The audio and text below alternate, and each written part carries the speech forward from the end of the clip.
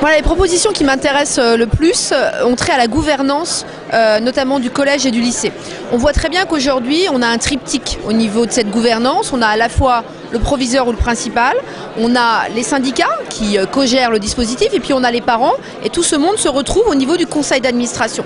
Moi, ce que je souhaiterais, c'est que demain, le proviseur, qui est en fait un vrai chef d'établissement, c'est-à-dire que souvent il a une centaine de personnes sous ses ordres, en fait, ces personnes-là, il n'a aucun lien de subordination et de hiérarchie avec. Il ne les note pas, il ne peut pas les juger, il ne les recrute pas, il ne peut pas s'en séparer. Et à côté de ça, ces personnes sont gérées et sont notées par un autre dispositif qui se situe au niveau du rectorat.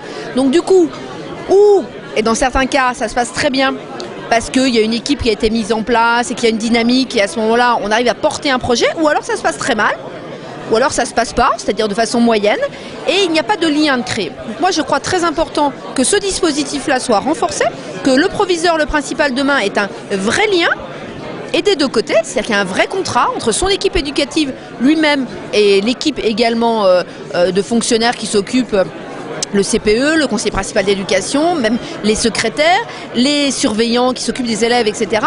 Et que ce lien-là permette d'aboutir à un vrai projet d'établissement. Mais il n'y a pas de responsabilité s'il n'y a pas de hiérarchie. Et aujourd'hui, ce qui pêche dans le dispositif, c'est très clairement cela.